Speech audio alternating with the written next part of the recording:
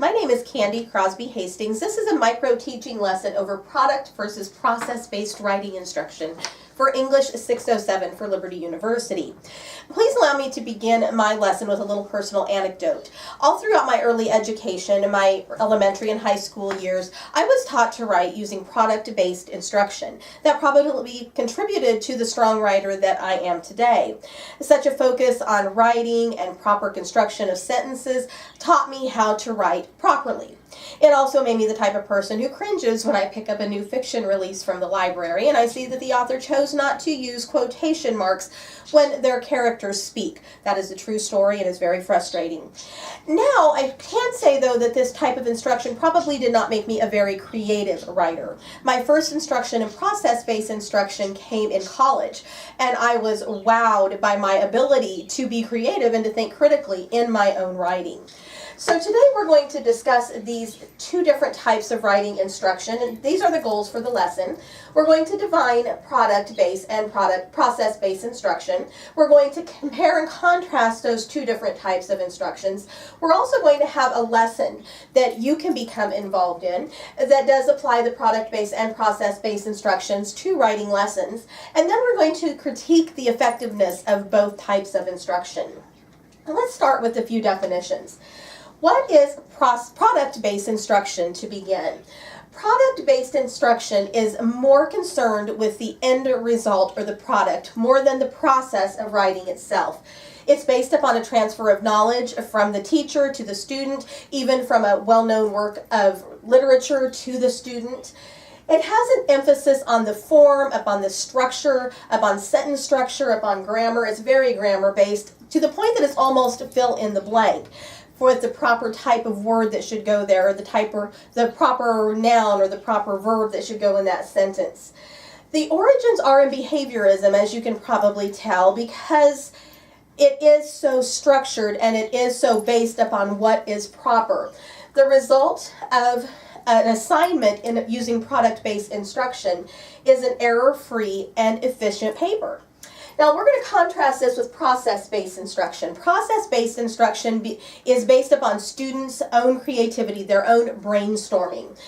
The writing and revising process is exactly that. The student brainstorms, they write, they exchange papers with peers, they revise based upon the feedback that they get from peers as well as upon their own ideas. The emphasis is up on the content. Even if there's an example piece, it is not based upon the grammar and upon the sentence structure. It's based upon the content of that example piece.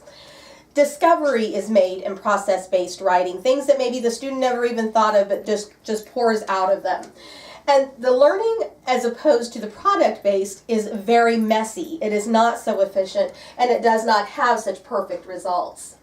Here are the stages of product-based instruction. The first thing that happens is the student will read an example text. The focus is on a specific section generally, or a paragraph, and the students begin to organize their own ideas, sometimes in an outline, based upon how this example text is written. They write using a pre-planned assignment. The teacher gives a specific writing instruction based upon this example that's given, and that is what the student does. The purpose of this assignment will be to understand the use of language as the original author of the example piece used it. Again, contrast that with process-based instruction. Here's the steps of that. Generally, the student brainstorms. They think of ideas. Then they note those ideas, and then they organize those ideas into a logical group, and they start writing. Then they revise. They're going to exchange their papers, as I said, with their peers. Their peers are going to give them feedback. They're going to get them back, and they're going to revise their paragraph again. And then they're going to probably exchange it again. It's a very collaborative effort. Notice with product-based, the instruction is very individual. The assignment is very individual. This is a collaborative process. After a couple times of exchanging back and forth and revising as the original author sees fit, then they have their finished final draft that they will revise and write. There is a possibility that process could go on and on. Now, I'm going to have a little application here that I would like you to take part in for both product-based instruction and process-based instruction. I'm going to base this on Henry David Thoreau's Walden. First, we're going to have a product-based lesson, and by now everyone in the audience should have a copy of this paragraph that I'm going to use from Walden. Now, I'm going to read this to you, and as I read it, I want you to focus on two things. Those two things are the very vivid verbs that Thoreau uses, the vivid adjectives that he uses, and also the sentence structure. I want you to pay attention how one sentence builds upon another, that builds upon another, that builds upon another, because your assignment here in a minute is going to be to produce your own work. This, again, is quoting from Thoreau's Walden. I went to the woods because I wished to live deliberately, to front only the essential facts of life and see if I could not learn what it had to teach, and not, when I came to die, discover that I had not lived. I did not wish to live what was not life. Living is so dear. Nor did I wish to practice resignation unless it was quite necessary. I wanted to live deep and suck out all the marrow of life, to live so sturdily and Spartan-like as to put to rout all that was not life, to cut a broad swath and shave close, to drive life into a corner and reduce it to its lowest terms, and if it proved to be mean, why then to get the whole and genuine meanness of it, and publish its meanness to the world, or if it were sublime, to know it by experience and be able to give a true account of it in my next excursion. For most men, it appears to me, are in a strange uncertainty about it, whether it is of the devil or of God, and have somewhat hastily concluded that it is the chief end of man here to glorify God and enjoy him forever. Now, what I need you to do is I need you to organize your thoughts. I want you to pause this video for, maybe 3 minutes. Write down some of the verbs that Thoreau uses and make a list of your own very vivid verbs. Notice the verbs that he uses. He uses live and die. He uses suck and cut. He uses very vivid adjectives. He uses sturdy and Spartan-like. Notice how the sentences build one upon the other. His first statement, he says that he goes to the woods to live deliberately. And then in the second sentence, because he did not want to live what life was not. And he goes on and on from there. By the time he gets to the end of the paragraph, he has a contrast between his deliberate version of living and most men's uncertainty about living. So I want you to pause the video for 3 minutes, make a list of verbs that you really want to use, these active, these vivid verbs that we can picture.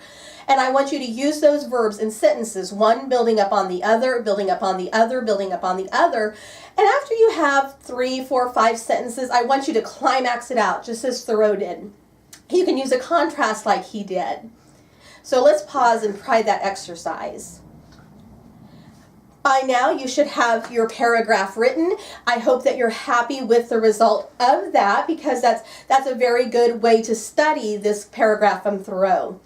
Now, though, I want to focus on a process-based instruction using the same paragraph, and I want you to put out of your mind everything that I just told you about using vivid verbs and adjectives and about the sentence structure and how one sentence should build upon the other. Now we're going to stop that and we're just going to brainstorm. You notice when I read this paragraph, the emotion and the feeling that Thoreau put into this. Imagine a time in your life when you felt that type of passion, that type of emotion.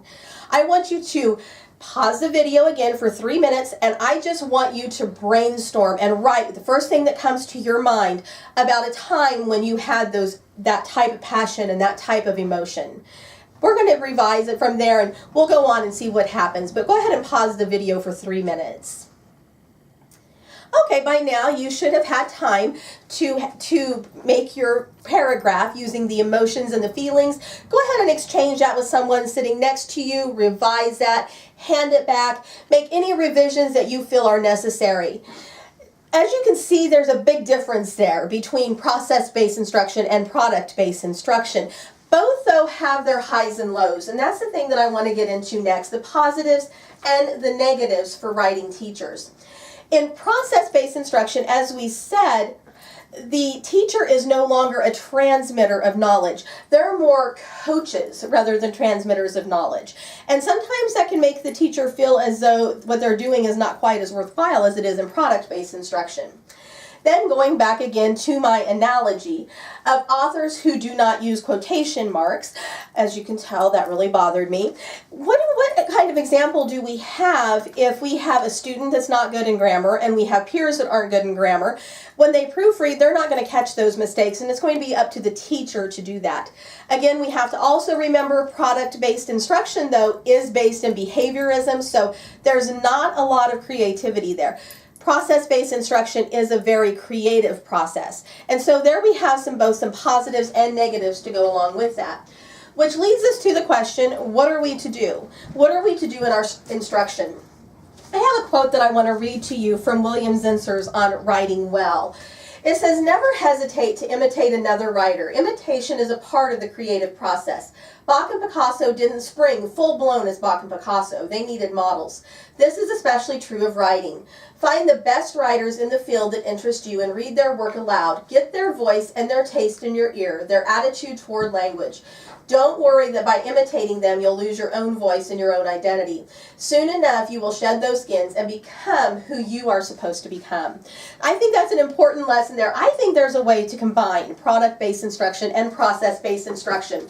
First of all, we can read the greats and we can learn from them, just as Zinsser is saying. We also, though, can brainstorm and be creative, because most importantly in writing, that's how we're going to find our own voice as a writer. At the same time, as we study the greats, it's not wrong to throw in some ideas about grammar and punctuation and sentence structure, because that's important as a writer as well, to have that basic knowledge down. There's a point that as a writer, we have to learn to trust ourselves as writers rather than just as academics.